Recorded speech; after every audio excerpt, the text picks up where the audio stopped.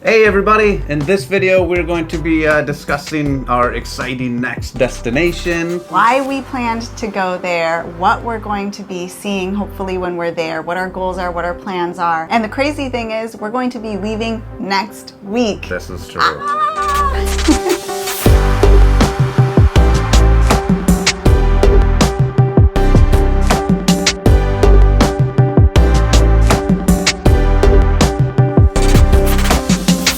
Hey everyone, nice to have you here. We are Tim and Marisa Notier. I ride in the front and I'm in the rear. We travel the world and we pack too much gear. Oh, all the places we'll go. Through rain and through sleet and through mud and through snow. Oh, all the things we'll see. We've been to a country or two or three. Oh, all the fun we've had. You have you along would make us real glad. So give us a like and hit subscribe to join us along our epic ride. Hey everybody, welcome back to Two Open Overloaded. I am Marisa Notier. And I am Tim Notier. We've been all over the world on our KTM 1190, but you know what? We haven't been to every corner of this world. In fact, it's only been 3 continents. Yeah. We have only 3. Well, only 25 countries. Antarctica may never be one of them. True. So. Well, what's been nice is we've been able to consistently ride the same vehicle, where we've had 2 KTM 1190s now. One was an S and one was an R. Yes. But this time, we are going to leave our faithful KTM 1190 Komodo behind as we travel to... But before we get into the great reveal, let's talk a little bit about where we've been and why we have chosen this particular corner of the world to go to. So we've been through the Americas. We've spent a lot of time in the Americas, actually, going all the way down to the very bottom of South America. After South America, we shipped our motorcycle over to South Africa and went halfway up through Africa. The original goal was to go from South Africa to Egypt and then somehow ferry over to Europe, maybe Turkey, maybe go through Asia. It was a continuation into the European continent and then mess around. And the end goal has always been Mongolia. Yes. I mean, that just kind of is like a land's end, right? That's It just seems amazing, like no fences, just pure openness and wilderness as far as the eye can see. But the pandemic happened. We were in the middle of Africa at the time. We were in Uganda, and we stayed there for over a year in Uganda and Kenya. In Kenya. Spent Christmas in Kenya. We had little Kenyan kittens, Marco and Dora. Yes, we did. So, I mean, we really hunkered down during that time and lived there. So over the last couple of weeks, as we've been renting this house in Nanyuki, Kenya, there's been a cat that keeps wandering onto our property. And this is our little house we're renting as we wait out the storm, if you will. But I'm walking around the property and I found a little surprise. A little Kenyan Christmas gift. Yes, there's our baby. And she's got even smaller babies. But we weren't so much traveling and on the road, and we couldn't really continue our line north. After waiting things out in Africa, we returned back to the States. And then we decided that there's no better time, we were on the same continent again, to go to Alaska. Absolutely. We've been all the way down further south on the American continents. So we wanted to ride as far north as we possibly could as well.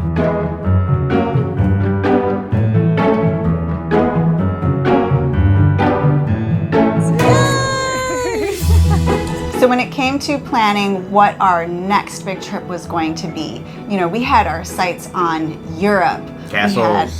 Castles. Oh my goodness. So many incredible things. I mean, Ireland, Norway. We wanted to stop by Iceland on the way. So we are definitely going to get there at some point in time. But I mean, we had dreams of going from Spain to Morocco and all of that. There were also other parts of the world that we were interested in. There was Central Asia, Turkey, and Kazakhstan, and Uzbekistan, and Tajikistan, all of those sound so amazing as we would make our way over to Mongolia. We also dreamed about going to the Himalayan region. Yeah. We love mountains, and those are the mother of all the mountains. Asia is such a huge continent. We want to go all throughout the Middle East. We were just thinking of all of these things, but hadn't decided on one particular region yet. Yeah, but this summer in Florida, we were hanging out with Kinga on her bike. She's awesome. And we were also hanging out with Greg and Mel Terp. Yes, very good friends who travel around the world too up as well. Yeah, the Terps, Greg and Mel, were actually flying to Indonesia, and they had already purchased a small little 220cc motorcycle. They also ride 2-up, and so things kind of clicked. He said, well, after that, we're going to sell the bike. Which is something that we often don't think about since we are so devoted to our one motorcycle. We like to bring that wherever we go. Well, it just usually makes sense financially. Correct. You know. But in this circumstance, of course, we had thought about Southeast Asia. We had thought about Indonesia before. Unfortunately, at the time being, it's a little bit difficult to get to that region of the world by road from another part of the world. Yeah. It's Myanmar not a continuous run, right? So I estimate it'd probably be somewhere in the ballpark of like $5,000 to get our motorcycle there.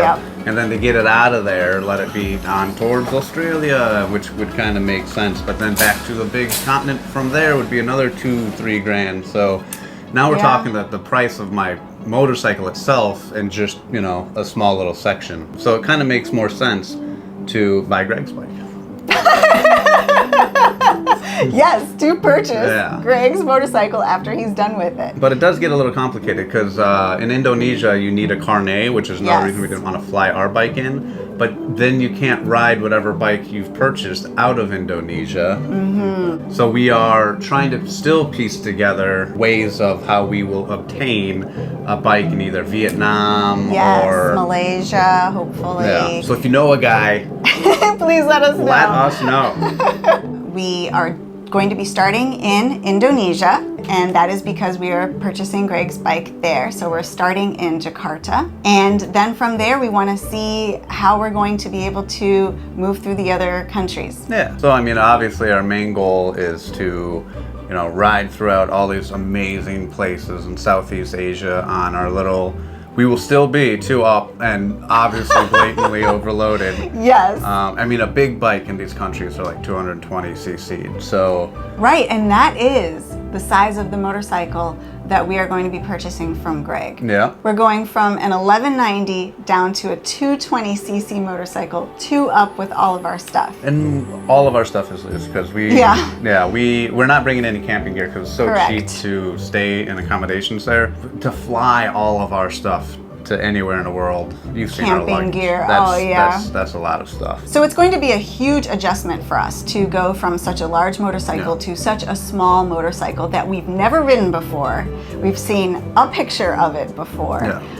So this is going to be a very big adjustment. But I'm confident that, you know, the smaller motorcycle will be adequate. Who knows? Maybe you'll see future expeditions of us on like a Vespa. I'm gonna miss my 1190 for sure.